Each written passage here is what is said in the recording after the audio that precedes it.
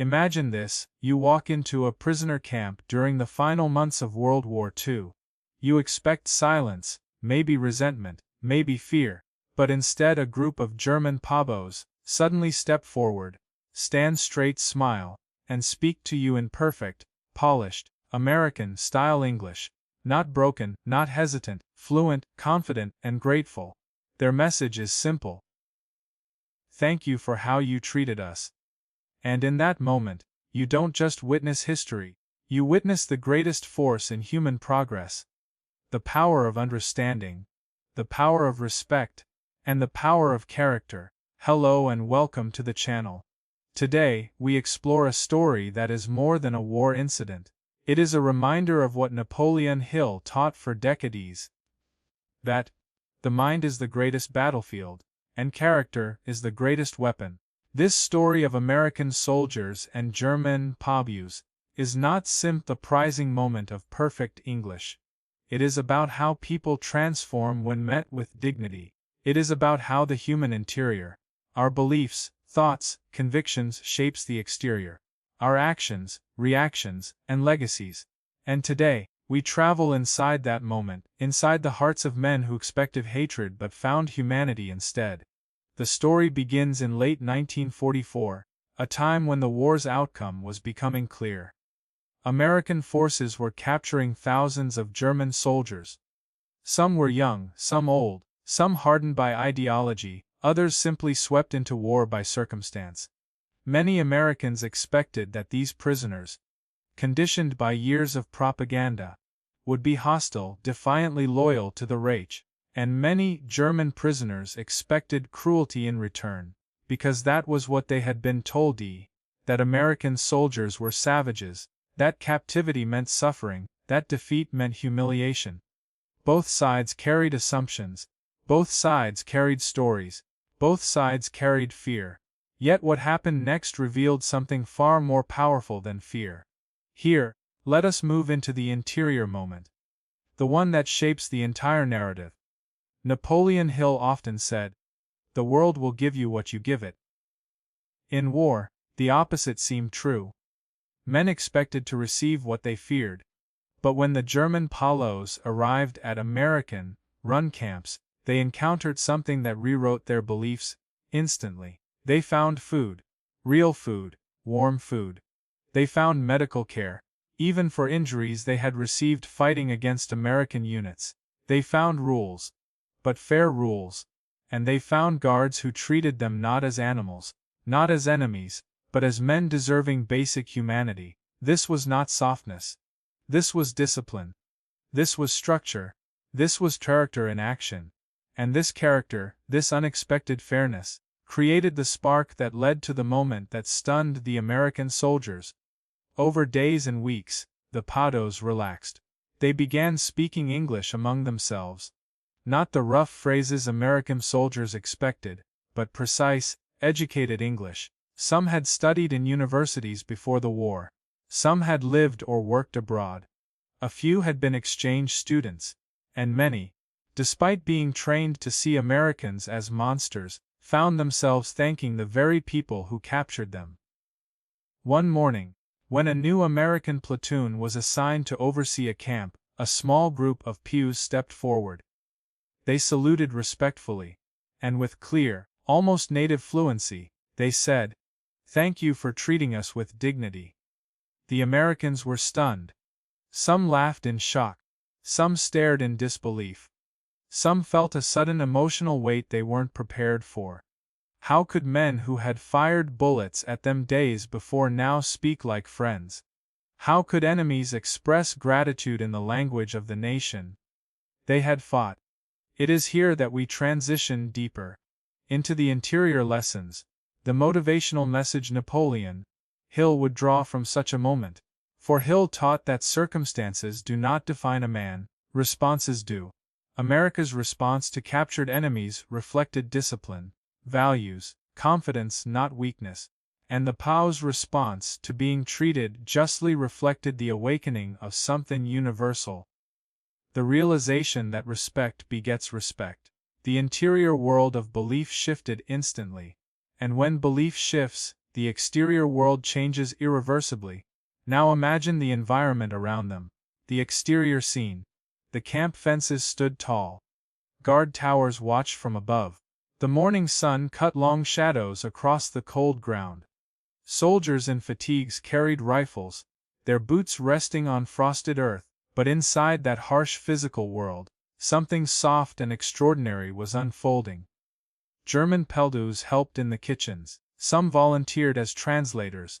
Others assisted with repairs, building trust where none was expected.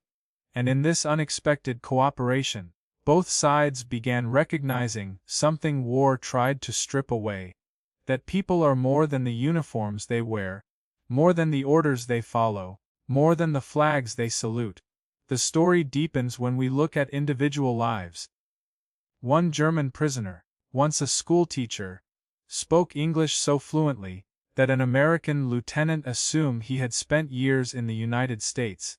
When asked how he learned, the prisoner said, "Books. Nothing but books. And now I see the people behind the books." Another POW admitted that he feared torture upon capture, because he had been shown propaganda for years. Instead, he received medical treatment from an American doctor who spent 3 hours stitching a wound the man thought would end his life. When that man later thanked the doctor in perfect English, the doctor nearly dropped his surgical tools. These moments were not small, they were transformations. And this brings us to the second movement of the narrative, the deeper understanding of the interior and exterior forces that shaped everything. Hill would say that transformation begins inside long before it appears outside.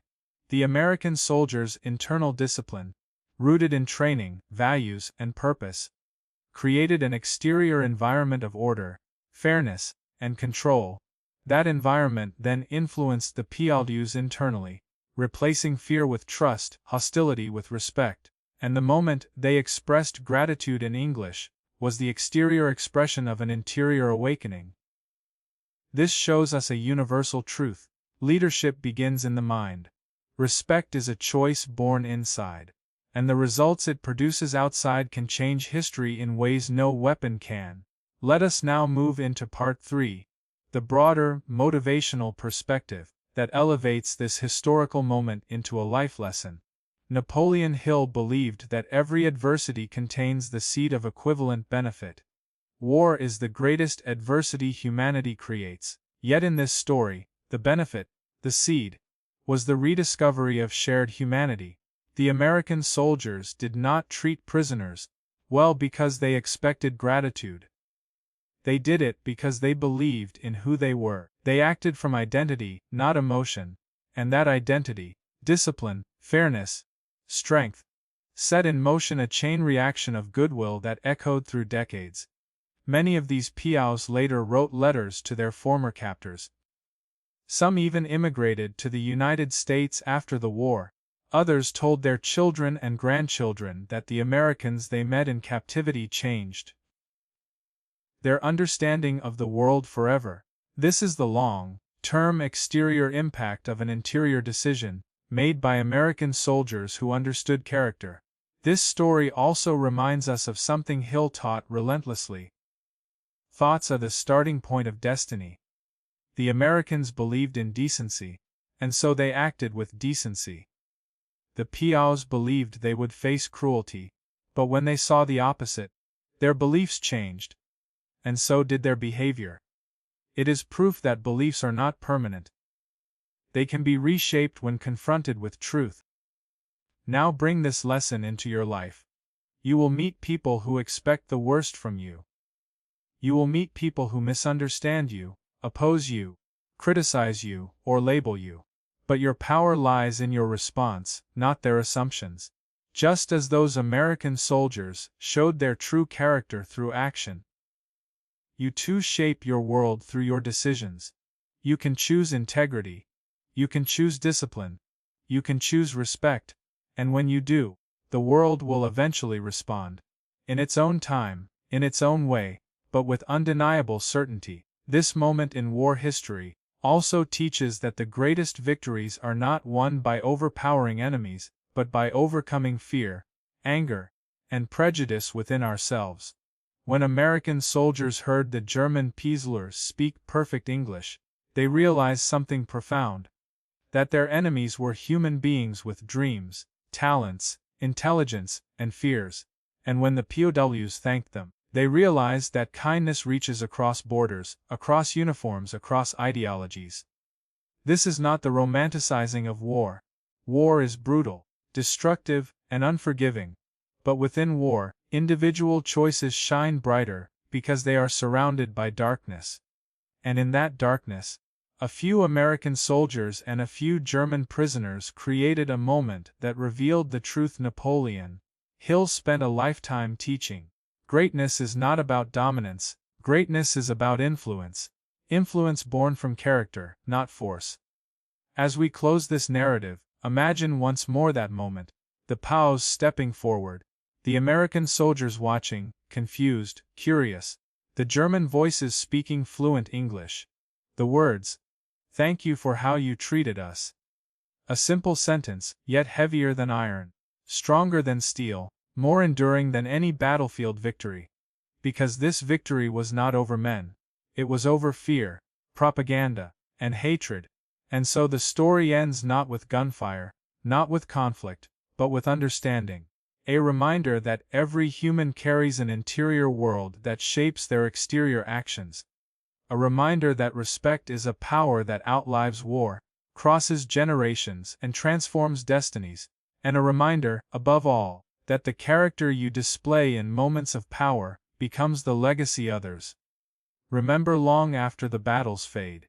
This is the story of American soldiers stunned by German POWs speaking perfect English.